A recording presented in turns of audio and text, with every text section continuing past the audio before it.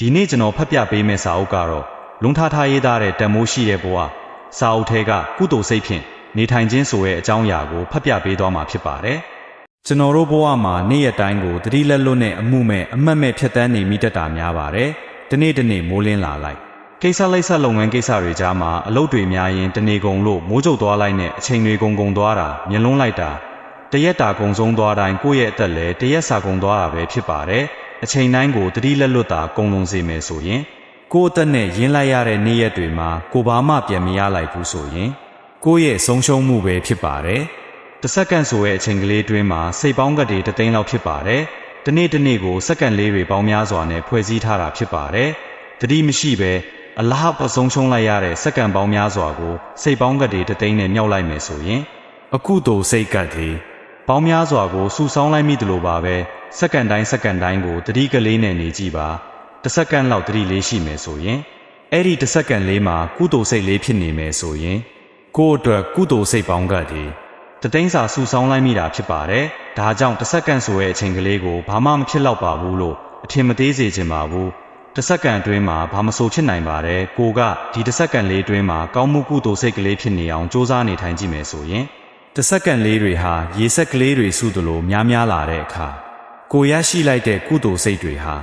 ကတိသိန်းပေါင်းများစွာဖြစ်နေမှာပါမြတ်စွာဘုရားရှင်ကိုအာယုံပြုပြီးကြည်နူးရှင်လန်းဝမ်းမြောက်ရဲ့စိတ်ကလေးနဲ့ဘုရားရှိခိုးပူဇော်နေတဲ့အချိန်ဂုဏ်တော်ပွားများနေတဲ့အချိန်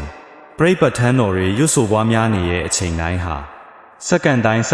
မှာကုသိုလ်စိတ်ကတိသိန်းပေါင်းများစွာရရှိနေတာဖြစ်ပါတယ်သတိပဋ္ဌာန်တရားရှုမှတ်နေတဲ့အချိန်ဝိပဿနာတရားပွားများအားထုတ်နေတဲ့အချိန်ပဲဖြစ်စေစိတ်ကိုမပြန့်လွင့်စေဘဲတတိကလေးကပ်ပြီးရှုမှတ်နေနိုင်တဲ့အချိန်တိုင်းဟာကုသိုလ်စိတ်တွေများစွာရနေတဲ့အချိန်ပဲဖြစ်ပါတယ်။တရားထိုင်ရင်အကြာကြီးထိုင်မှအကျိုးရှိတာ9မိနစ်10မိနစ်လောက်လေးနဲ့အကျိုးမရှိတော့ပါဘူးလို့မတွေးပါနဲ့တစ်စက္ကန့်လေးရှုမှတ်နိုင်ရင်တော့အကျိုးရှိပါတယ်ကုသိုလ်စိတ်ကလေးပေါင်းများစွာဖြစ်စေပါတယ်ဒါကြောင့်အချိန်လေးရတာနဲ့9မိနစ်ရ10မိနစ်ရဖျားကုံတော်ပွားများတာဝင်လေထွက်လေရှုမှတ်တာဝိပဿနာတရားပွားများတာလေးကိုအလေးကျင့်လေးတစ်ခုဖြစ်အောင်လေ့ကျင့်မွေးမြူထားဖို့လိုပါတယ်ကိုယ့်ရဲ့စိတ်ကလေးဟာတတိမရှိရင်ကုသိုလ်စိတ်ကလေးမဖြစ်ရင်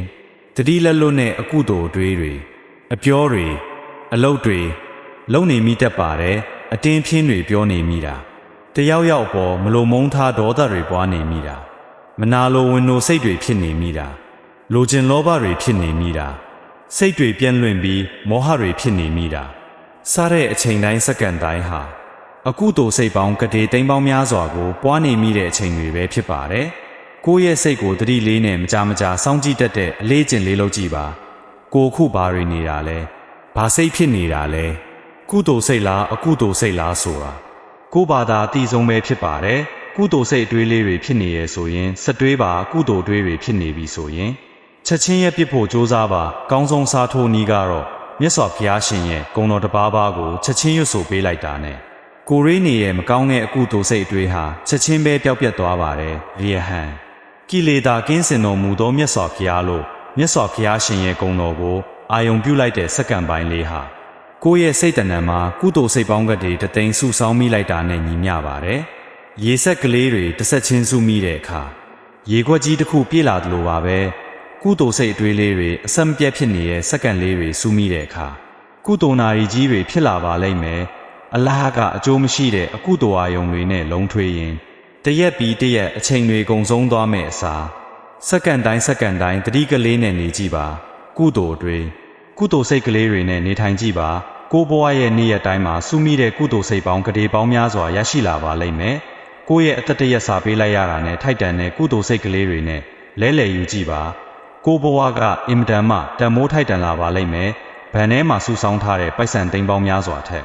ကိုယ့်ရဲ့စိတ်တဏ္ဍာမှာဖြစ်လာတဲ့ကုသိုလ်စိတ်ပေါင်းကတည်းသိန်းပေါင်းများစွာစုဆောင်းမိတာကပိုပြီးအဖိုးထိုက်တန်လုံးပါတယ်စက္ကန့်တိုင်းကုသိုလ်စိတ်ဖြင့်နေထိုင်